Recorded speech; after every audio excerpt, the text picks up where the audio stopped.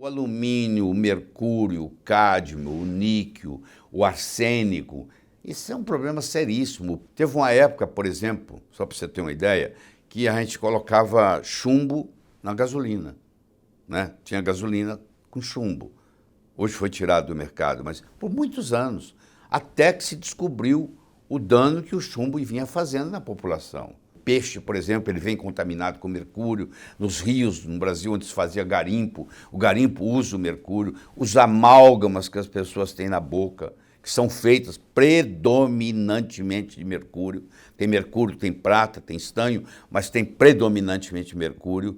E nós deglutimos de 2.000 a 2.500 vezes por dia. Ou seja, a nossa arcada inferior encosta a nossa arcada superior de 2.000 a 2.500 vezes por dia. E cada vez que você encosta uma arcada na outra, se você tem obturações de amálgama, você libera, está provado, tem trabalhos publicados, você libera um gás venenoso à base de mercúrio. Então nós temos muitas coisas, nós temos, por exemplo, o timerosal, que é o conservante da vacina, a vacina que teria um efeito benéfico grande, e traz um papel importante na profilaxia, mas o paciente que recebe ali, recebe às vezes grandes doses de mercúrio, porque o timerosal é a base de mercúrio. Então, para facilitar a saúde pública, eles fizeram a concentração das vacinas todas no mesmo dia.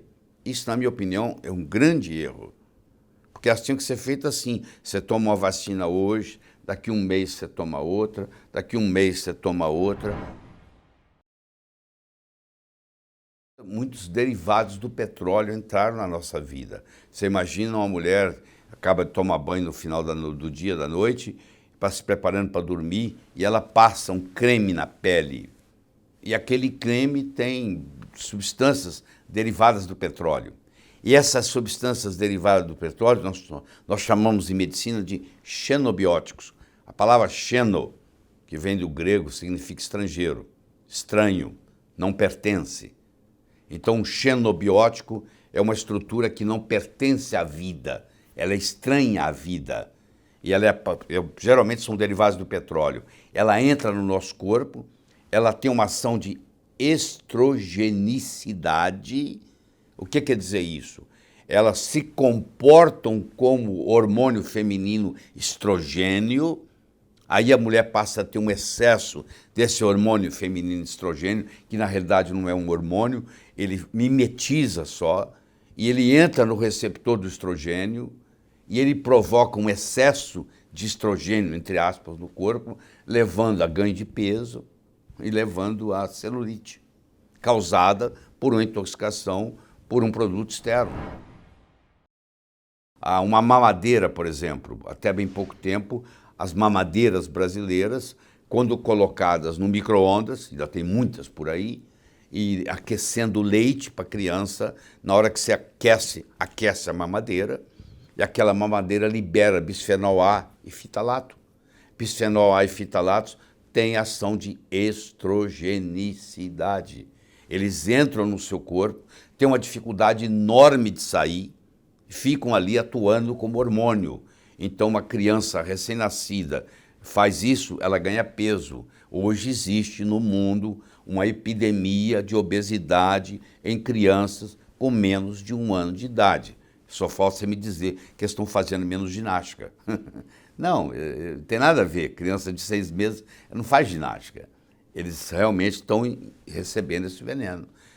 Passou-se uma lei no Brasil que a mamadeira não pode mais liberar bisfenol A e fitalato, mas isso tudo é temperatura dependente. Se você deixar muito tempo no micro-ondas, isso vai acabar liberando.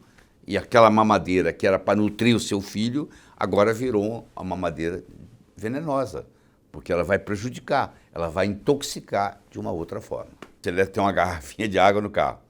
Você vai trabalhar e você deixa a garrafinha lá. E o seu carro fica estacionado, e o sol está batendo, esquenta.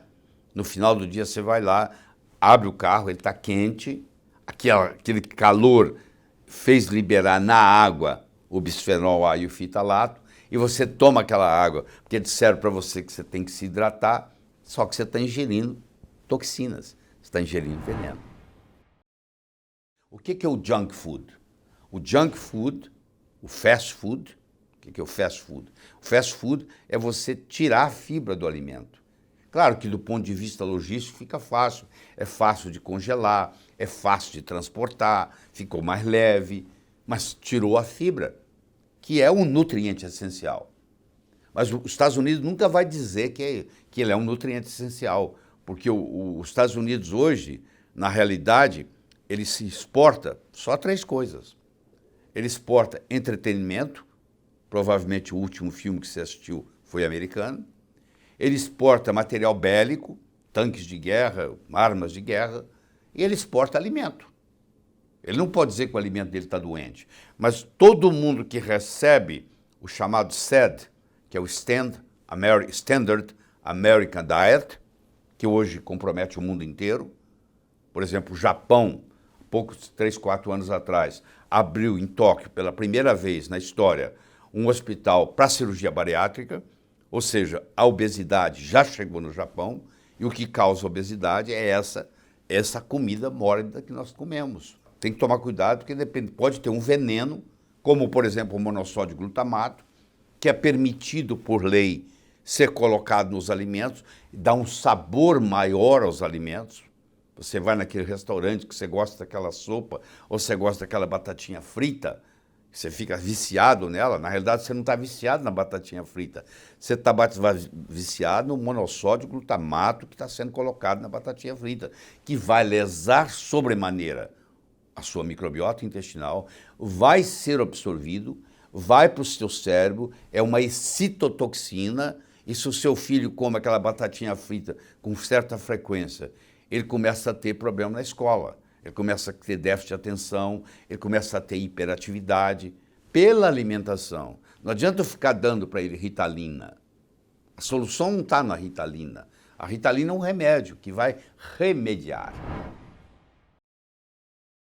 Hoje, por exemplo, nós temos uma intoxicação eletromagnética enorme. Você fala, eu tenho Wi-Fi na minha casa inteira, isso é confortável, dá conforto, não tenha dúvida, mas eu recomendo que você desligue ele à noite, porque aquelas ondas estão lá o tempo todo te prejudicando. Quer dizer, numa casa onde tem Wi-Fi na casa inteira, não respeita nem o seu quarto de dormir, isso aí, você paga um preço por isso, porque você vai estar dormindo constantemente sendo bombardeado por uma poluição eletromagnética, que é uma toxina. Uma toxina diferente, mas é uma toxina. Se você pega o seu celular, por exemplo, e põe ele para carregar no mesmo ambiente onde você dorme, é uma poluição eletromagnética que está perturbando o seu sono. E você está reclamando que você não está dormindo direito, que você acorda várias vezes à noite, etc. e tal. Ou seja, o seu sono não está sendo reparador. Além disso, você tem a chamada poluição interna, que são a gerada endógena, que o seu próprio metabolismo gera. Por exemplo, você gera uma substância chamada homocisteína, você gera uma substância chamada ácido lático, você gera uma substância chamada ácido úrico. Isso faz parte do nosso metabolismo. E dependendo da sua genética e da sua epigenética, essas substâncias podem estar sendo produzidas em quantidades maiores. Você pode ter uma homocisteína elevada, que vai predispor você a infarto do miocárdio, a derrame, acidente vascular cerebral, entendeu? A próprio câncer. Então, existem as toxinas exógenas que nós absorvemos, mas não podemos esquecer também das toxinas endógenas, que são geradas, muitas vezes, por processo de desnutrição. Por exemplo, se eu tenho deficiência de vitamina B12, se eu tenho deficiência de vitamina B6, se eu tenho deficiência de vitamina B9, que é o ácido fólico, eu vou acabar gerando mais venenos para serem eliminados. E como a célula já está dentro de um pântano de toxinas, agora ela tem mais outro processo ainda, que é a toxina endógena sendo gerada por um processo de desnutrição.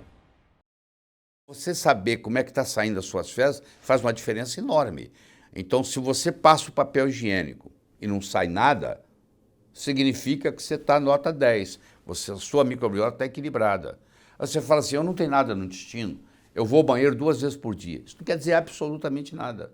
Se você vai 2 vezes por dia ao banheiro, mas na hora que você vai passar o papel higiênico, sai muito cocô no papel higiênico, isso está me dizendo que a sua microbiota não está equilibrada.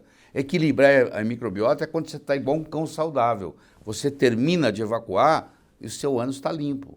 Isso leva 4, 5 anos, quando você começa um trabalho de regeneração da microbiota intestinal, para chegar lá. Não é um trabalho fácil, não, porque você veio a vida inteira errado. Então isso aí mostra muito. A língua chinesa mostram isso, a medicina chinesa tem muito cuidado pela língua, porque se você olhar a língua de uma pessoa e você vê aquele branco lá, esbranquiçado na língua, aquilo ali está me dizendo que a pessoa tem desbiose intestinal. Nós não temos só desbiose intestinal, você pode ter desbiose no ouvido, aí você vai ter infecção de ouvido. Você pode ter desbiose na laringe, você vai ter infecção de garganta. Você pode ter desbiose na uretra, você vai ter infecção urinária. Você pode ter desbiose na vagina, você vai ter corrimento vaginal. Então, a microbiota está em todo lugar.